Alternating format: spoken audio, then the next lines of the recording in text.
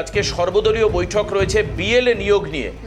রাজ্যে এসআইআর এর প্রক্রিয়া শুরুর আগে বিএলএ নিয়োগ করার যে বিষয়, সেই বিএলএ নিয়োগ নিয়ে আজকে সর্বদল বৈঠক। সমস্ত স্বীকৃত রাজনৈতিক দলের প্রতিনিধিরা তারা উপস্থিত থাকবেন। রাজ্যের মুখ্য নির্বাচনী আধিকারিক অর্থাৎ সিইও মনোজ আগরওয়ালের আমন্ত্রণে এই সর্বদল বৈঠক, যেখানে বিএলএ নিয়োগ এবং বর্ধিত যে বুথগুলো হয়েছে সেগুলো নিয়ে আলোচনার একটা সম্ভাবনা ডেফিনেটলি রয়েছে।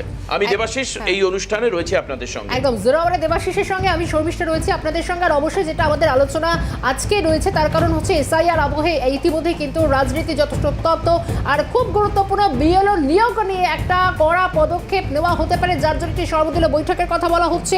এসআইআর এর প্রাথমিক পর্যায়ে কি কাজ শুরু? তাহলে আজ সর্বদলীয় বৈঠক, এই বৈঠক করতে চলেছে রাজ্যের সিইও দফতর। মূলত বিএলএ নিয়োগ নিয়ে আলোচনার একটা সম্ভাবনা তৈরি হচ্ছে।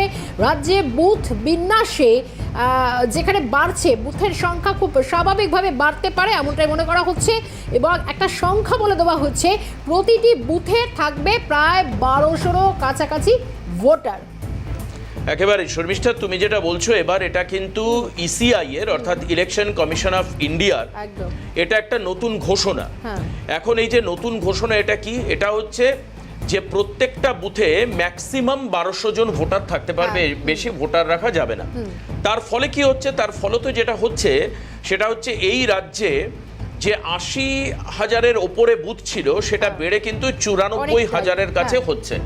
80,000 বুথের সংখ্যা বেড়ে 94,000 হচ্ছে। অর্থাৎ এই যে বর্ধিত যে 14,000 বুথ, এই বর্ধিত 14,000 বুথ বিন্যাস কিভাবে হবে এটা নিয়ে আজকে রাজ্যের যে মুখ্য নির্বাচনী আধিকারিক অর্থাৎ মনোজ আগরওয়াল, তিনি সমস্ত রাজনৈতিক দলগুলোকে ডেকেছেন। এই অতিরিক্ত বুথে কিভাবে তার বিন্যাস করা হবে সেগুলো নিয়ে আলোচনা করা হবে, যাতে প্রত্যেকটি রাজনৈতিক দলের কনসেন্ট থাকে এই ক্ষেত্রে, যাতে পরবর্তীকালে কেউ না বলে যে আমি তো এই ব্যাপারটা জানতাম না। সেই কারণের জন্য ইসিআই এর যে দায়িত্ব, সেই দায়িত্বকে কার্যক্ষেত্রে এক্সিকিউট করবার দায়িত্ব হচ্ছে সিও, আমাদের রাজ্যের যে দপ্তর। এবং সেই কারণের জন্যই মনোজ আগরওয়াল সমস্ত যারা ঘোষিত রাজনৈতিক দল, যারা existing political party of West Bengal, তাদেরকে ডেকে পাঠানো হয়েছে এবং তাদের নিয়ে আলোচনা হবে। বর্ধিত বুথ, বিএলএ কথার অর্থ হচ্ছে booth level agent.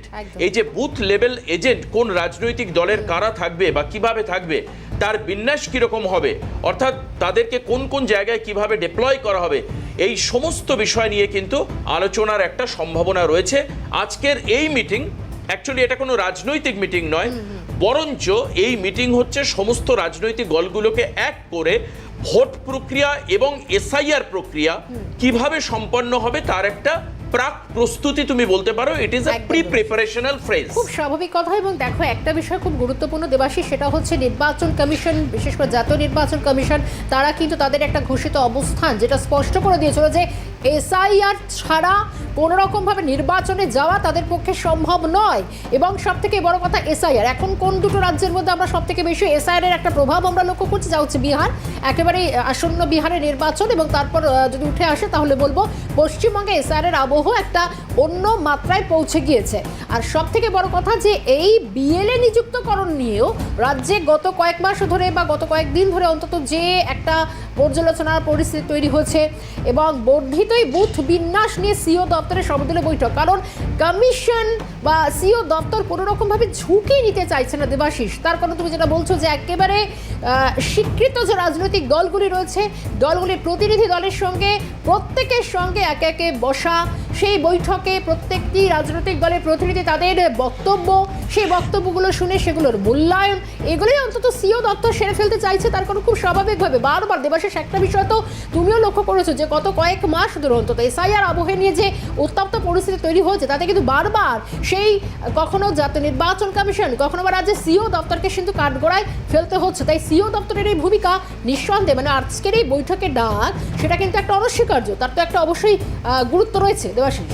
Actually SIR যেটা হবে অর্থাৎ স্পেশাল ইন্টেন্সিভ রিভিশন, এই স্পেশাল ইন্টেন্সিভ রিভিশন বাংলায় হতে চলেছে। দেখো শর্মিষ্ঠা, এই বিষয়ে যে যাই বলুক না কেন সেখানে কোনো ডাউট নেই।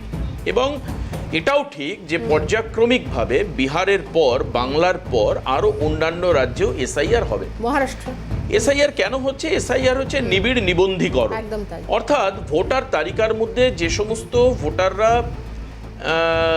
মানে লজিক্যালি তারা ভোটের যোগ্য নয়, অস্তিত্ব তাদেরকে নেই। বাদ দেওয়া এক, দ্বিতীয়ত হচ্ছে মৃত ভোটারকে বাদ দেওয়া, 3 শিফটেড ভোটারদেরকে বাদ দেওয়া, একই লোকের একাধিক জায়গায় নাম রয়েছে ভুয়ো সেই ভোটার। সমস্ত ভোটারকে বাদ দেওয়া। আমি চলে যাব খালেদ জামাল, আমাদের প্রতিনিধি শর্মিষ্ঠা আমাদের সঙ্গে টেলিফোন রয়েছেন। লাইনে খালেদ, তোমাকে স্বাগত। যেখানটা আমি জানতে চাইবো তোমার থেকে সেটা হচ্ছে আজকে কিন্তু সিও দপ্তরের মনোজ আগরওয়াল, যিনি মুখ্য নির্বাচনী আধিকারিক রাজ্যের, তিনি একটি মিটিং ডাকছেন, সর্বদল মিটিং। এখানে বিএলএ নিয়োগ করা নিয়ে এবং বুথ বিন্যাস নিয়ে আলোচনা হতে পারে, আর কোন কোন বিষয়ে আলোচনা হওয়ার সম্ভাবনা রয়েছে? খালেদ।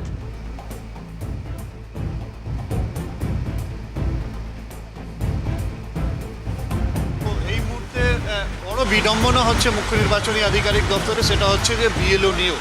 এবং শুধু বিএলও নিয়োগ নয়, এখন পর্যন্ত যেটা দেখা যাচ্ছে যে রাজ্যের ইআরও এবং এই ইআরওর যে সংখ্যাটা, সেই সংখ্যাটা কিন্তু নেহায়তই কম। অর্থাৎ আমরা জানি যে এই ইআরওদের যে সংখ্যা মাত্র 500 এখনও ঘাটতি রয়েছে। অর্থাৎ এই ইআরও যে নিয়োগ করার ক্ষেত্রে এখনও কিন্তু 500 এই ইআরওকে নিয়োগ করা যায়নি।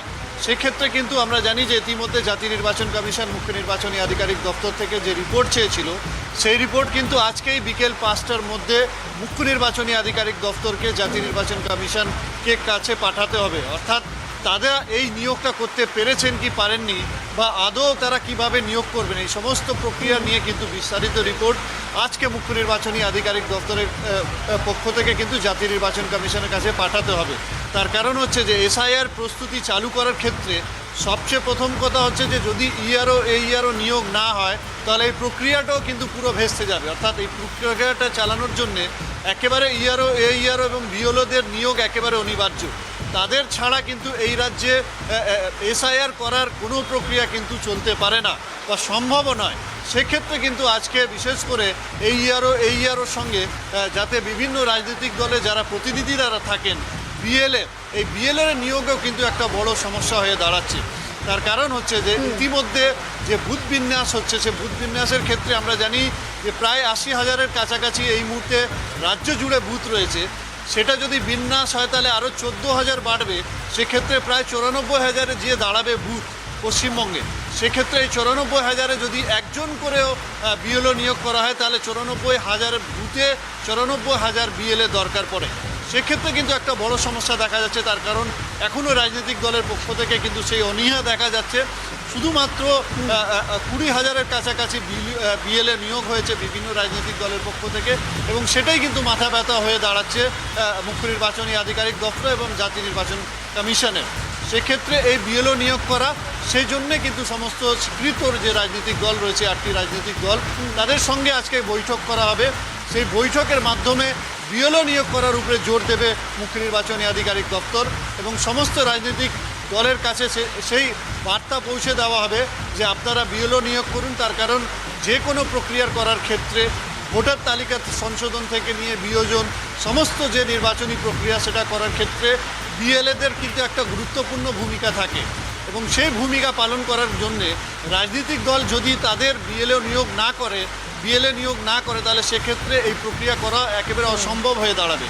সেই জায়গা থেকে কিন্তু একটা মুখ্য নির্বাচনী আধিকারিক দপ্তর চাইছেন। অন্যদিকে যে বুথ বিন্যাস হচ্ছে, সেই বুথ বিন্যাস আমরা দেখেছি যে ইতিমধ্যে একটা মডেল তৈরি করে বিগত যে কালীগঞ্জ বিধানসভা উপনির্বাচন হয়েছে, সেখানে কিন্তু এই বিন্যাসটা করা হয়েছিল, এবং প্রত্যেকটা বুথে 1200 থেকে বেশি ভোটার থাকবে না, সেটা কিন্তু আগেই জাতীয় নির্বাচন কমিশন জানিয়ে দিয়েছিল। সেক্ষেত্রে এই বুথ বিন্যাস 1200 বুথের যদি ভোটার থাকে, তাহলে সেটা সমস্ত যে রাজনৈতিক দল রয়েছে তাদের সঙ্গে আলোচনা করার বিষয় থাকে।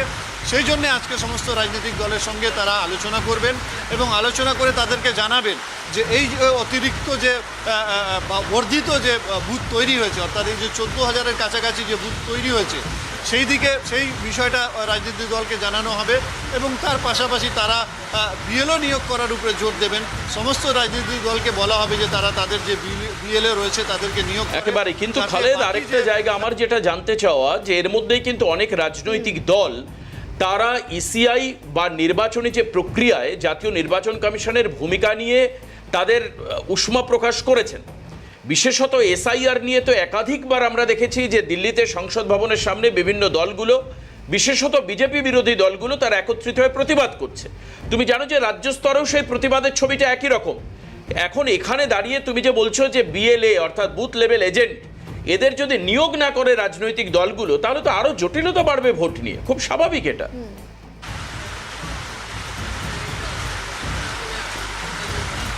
একেবারে দেবাশিস, তুমি ঠিকই বলে, তার কারণ হচ্ছে, তার উদাহরণ হচ্ছে মহারাষ্ট্র নির্বাচনে যে ভুলটা বলা যেতে পারে, যে অভিযোগটা উঠেছে। খালেদ, তুমি সঙ্গে থাকো। এই মুহূর্তে তৃণমূল নেতা কাউন্সিলর অরূপ চক্রবর্তী আমাদের সঙ্গে রয়েছেন। অরূপদা, আপনাকে ক্যালকাটা নিউজে স্বাগত জানাই। জিরো আর আমি এবং শর্মিষ্ঠা অনুষ্ঠানে রয়েছে। যেটা জানতে চাইবো সেটা হচ্ছে, আজকে সিইওর আমন্ত্রণে মনোজ আগরওয়ালের পৌরোহিত্যে যে সর্বদল বৈঠক হতে চলেছে, সেখানে বেসিক্যালি যে জটিলতা সেটা হচ্ছে এআরও এইআরওদের নিয়োগ এবং বিএলএদের নিয়োগ নিয়ে। রাজনৈতিক দলগুলোর কন্ট্রিবিউশন ছাড়া বিএলএ নিয়োগ করা অসম্ভব ব্যাপার। সেখানে আমাদের প্রতিনিধি জানাচ্ছে যে প্রত্যেকটি বুথে একজন করে বিএলএ হলেও প্রায় 94,000 বিএলএ দরকার। রাজ্যে এখন এক্সিস্টিং বিএলএ মাত্র 20,000। এই ব্যাপক ঘাটতি, এটা পূরণ হবে কি করে?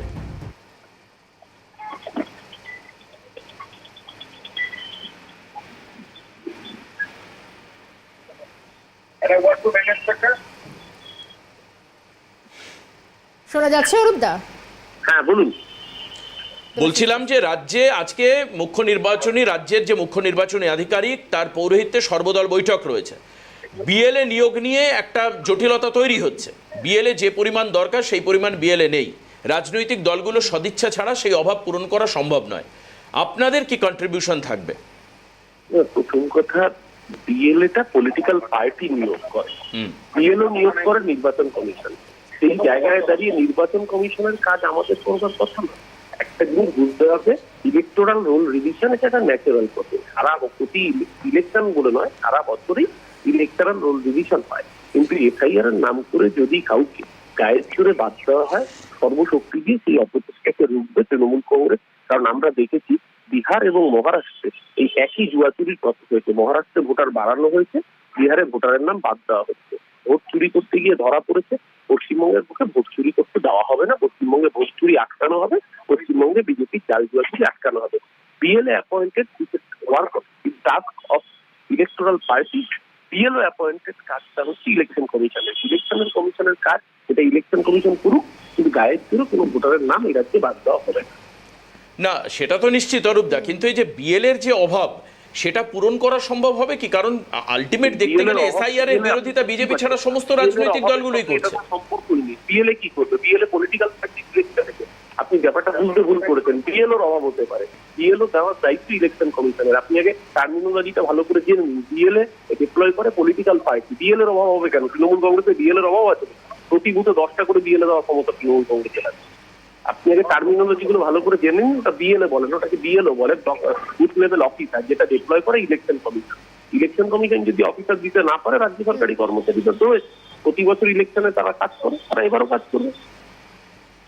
বেশ, অনেক ধন্যবাদ। একেবারেই অরূপ চক্রবর্তীর সঙ্গে কথা বললাম। আমাদের সঙ্গে খালেদ রয়েছে। খালেদের কাছে একটা বিষয় একটু জানার চেষ্টা করি। খালেদ, একটা বিষয় বলি, এই যে প্রায় 80,000 বুথ ছিল, যেটা প্রায় বিন্যাসের ফলে 94,000, মানে প্রায় 14,000-এরও বেশি বুথের সংখ্যা বাড়ছে। খুব স্বাভাবিক, এর মধ্যে কিছু হাই রাইজ বুথের সংখ্যাও থাকছে। এই জায়গাগুলিতে কমিশনের চিন্তা ভাবনা কি থাকছে?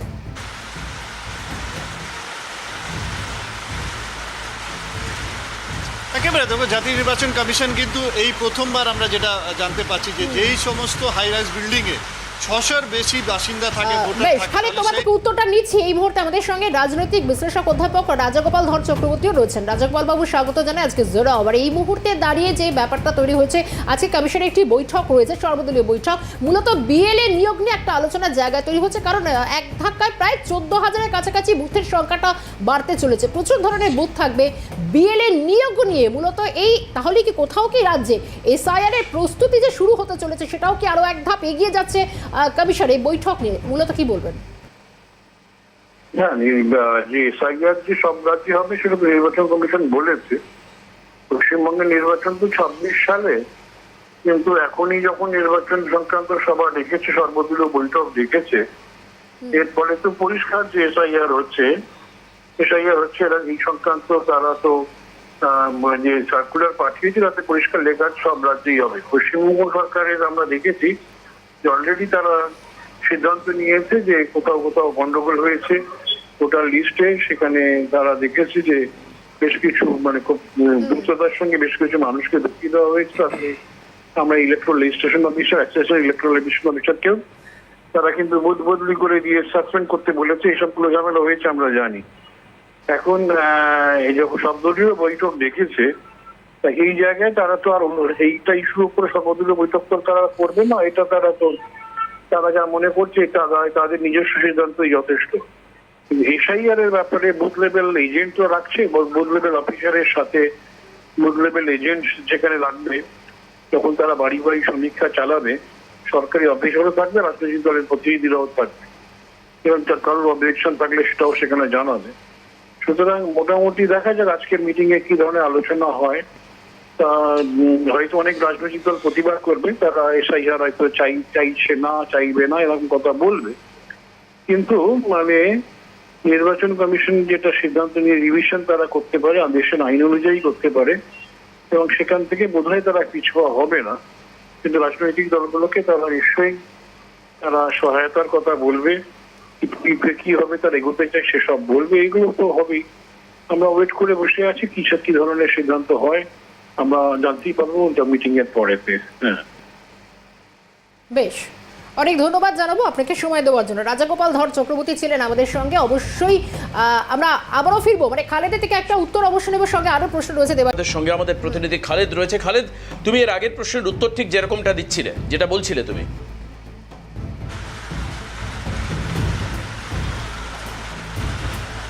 একেবারে দেখো, এই যে ভোট বিন্যাসের কথা বলা হচ্ছে সেখানে কিন্তু অনেকটা গুরুত্বপূর্ণ বিষয় থাকছে। তার কারণ হচ্ছে যে ইতিমধ্যে জাতীয় নির্বাচন কমিশন পক্ষ থেকে যে সিদ্ধান্ত নেওয়া হয়েছে সেটা হচ্ছে যে বড় হাই রাইজ বিল্ডিংগুলি যেখানে রয়েছে, অর্থাৎ যেখানে প্রায় 600 ভোটার সেই বিল্ডিংয়ে বসবাস করছে, সেই রকম জায়গা কিন্তু বুথ করা একটা পরিকল্পনা জাতীয় নির্বাচন কমিশনের রয়েছে।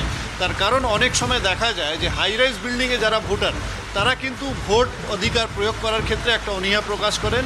অনেক সময় তারা কিন্তু ভোট দিতে যান না। বলা ভালো যে যারা একটু উচ্চবিত্ত যারা রয়েছেন তারা কিন্তু ভোট দানের ক্ষেত্রে কিন্তু একটা অনীহা প্রকাশ করেন। তার কারণ বিভিন্ন কাজকর্মের মধ্যে তাদের ব্যস্ততা থাকে। আবার অনেক সময় দেখা যায় যে সেই বিল্ডিং থেকে নেমে আবার অন্য জায়গা যেখানে বুথ রয়েছে সেখানে যাওয়ার ক্ষেত্রে তাদের অনেক সমস্যা হয়। এরকম কিন্তু অনেক রকম এই অভিজ্ঞতার কিন্তু দেখতে পাচ্ছে জাতীয় নির্বাচন কমিশন, এবং সেক্ষেত্রে তারা যে সিদ্ধান্ত নিয়েছে যে এই ধরনের যে হাই রাইজ বিল্ডিং রয়েছে যেখানে 600-র বেশি ভোটাররা রয়েছে সেখানে কিন্তু তারা বুথ করবেন, যাতে ভোটমুখী করা যায় সেই সমস্ত হাই রাইজ বিল্ডিংয়ের ভোটারদের, এবং সেই জন্য এই সিদ্ধান্ত নেওয়া হয়েছে। কিন্তু অন্যদিকে যে বিন্যাসের কথা বলা হচ্ছে সেই বিন্যাসের কথাটা এইরকমই হলো যে আমরা জানি যে প্রত্যেকটা আগে যে বুথগুলিতে দেখা যেত যে এক একটা বুথে প্রায় 1500-1600 ভোটার, তার থেকে বেশি ভোটার অনেক সময় দেখা গেছে, সেইখানে কিন্তু অনেক রকম অসুবিধার সম্মুখীন হতে হয় নির্বাচন কমিশনকে।